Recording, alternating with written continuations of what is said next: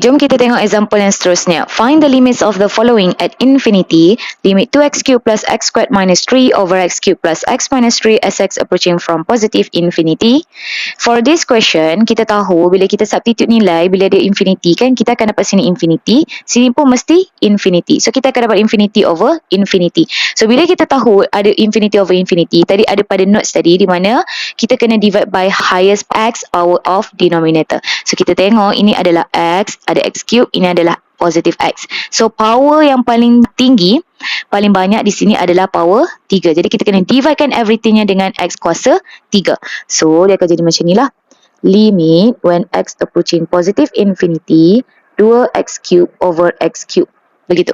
Tambah x squared over x cube, tolak 3 over x cube. Then over x cube over x cube, tambah x over x cube, tolak 3 over x cube. Okay, so lepas daripada itu, kita dah apply macam ni dan kita simplify. So, kita dapat sini adalah limit when x approaching infinity 2 plus 1 over x minus 3 over x cube over 1 plus 1 over x squared minus 3 over x cube. Okay, so di sini kita tahu kalau dia 1 over infinity, 1 over x kan, bila x approaching positive ataupun negative infinity, dia akan approach to 0. So, kita tahulah as x approaching to infinity, 1 over x to the power of n akan approach to 0 as n greater than 0.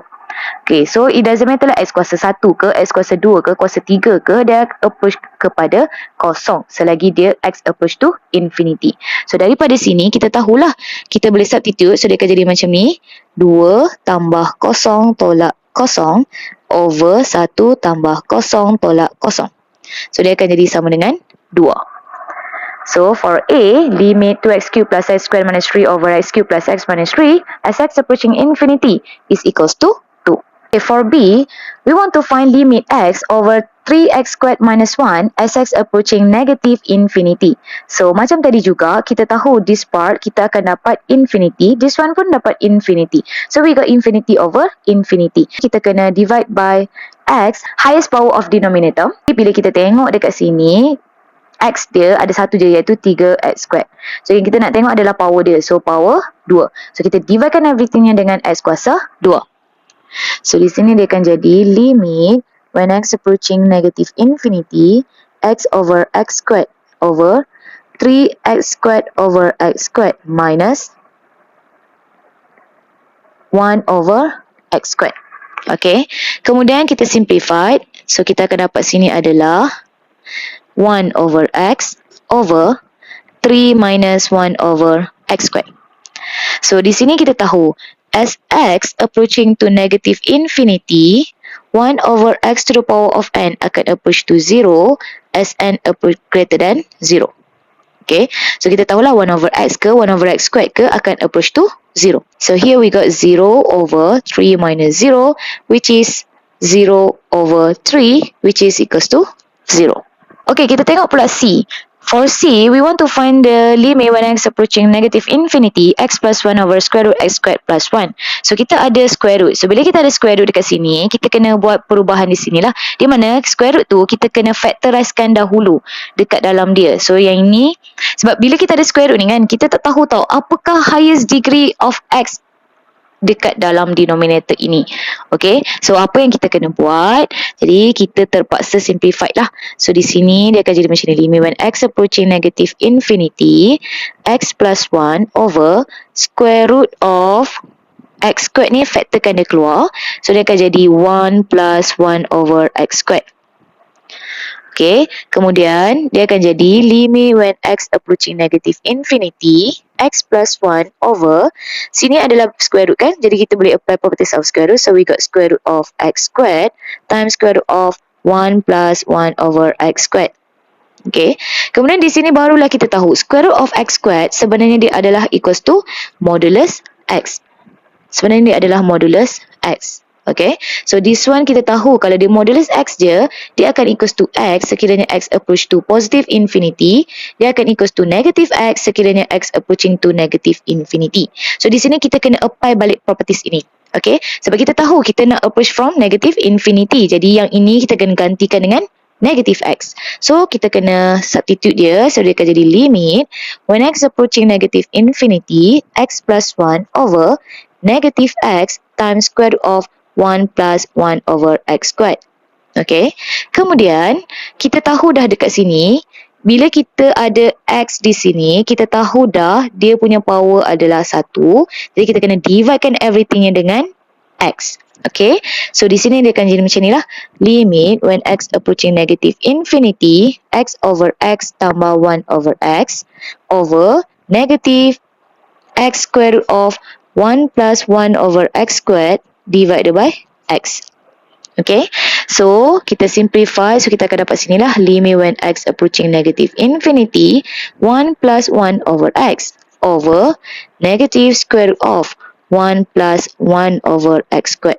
Okay, then baru kita apply properties. Dia kata as X approaching negative infinity 1 over Xn approaching to 0 as n greater than 0. Okay, so di sini kita tahulah bila kita substitute nilai, so dia akan jadi macam ni 1 plus 0 over negative square root of 1 plus 0. Okay, so ni 1 plus 0 is 1 over negative square root of 1, which is negative 1. So 1 divided by negative 1, so we got negative 1. Okay, kita tengok pula soalan yang seterusnya. Limit square root of X squared plus 16 over X minus 5 as X approaching to infinity. Okay, kalau kita tengok dekat sini, square root dia duduk di atas kan? Dan awak mesti cakap, okay madam, kita boleh je buat divide by highest degree dia adalah X kuasa 1, okay? Memang betul, tetapi bila kita ada square root di sini, kita susah untuk nak bahagikan dengan X lah. So, apa yang kita buat? Kita buat macam tadi. So, macam inilah dia boleh jadi. So, limit when X approaching positive infinity, factorkan keluar, factorizekan X squared. So, ni akan jadi 1 plus 16 over X squared. Macam tu. Okay? Kemudian over X minus 5. Okay? Selepas itu, barulah kita apply properties of square root. So, dia akan jadi sini square root of X squared dengan square root of 1 plus 16 over X squared. Kemudian over X minus 5. Dan dekat sini kita tahu square root of X squared sama je dengan modulus X. Dia akan equals to positive X sekiranya X approaching to positive infinity, negative X sekiranya X approaching to negative infinity. Jadi kalau kita tengok dekat sini, dia approach to positive infinity, maka dia adalah positive X. So gantikan. So ni akan jadi sini limit when X approaching positive infinity, square root of X squared ni gantikan dengan positive X. Kemudian times square root of 1 plus 16 over X squared over X minus 5. Then barulah kita divide by highest degree, iaitu X. So ni akan jadi limit when X approaching to positive infinity, X over X times square root of 1 plus 16 over X squared over X minus 5 over X. Okay. Then kita simplify sini, kita akan dapat square root of 1 plus 16 over X squared over 1 minus 5 over X. Okay.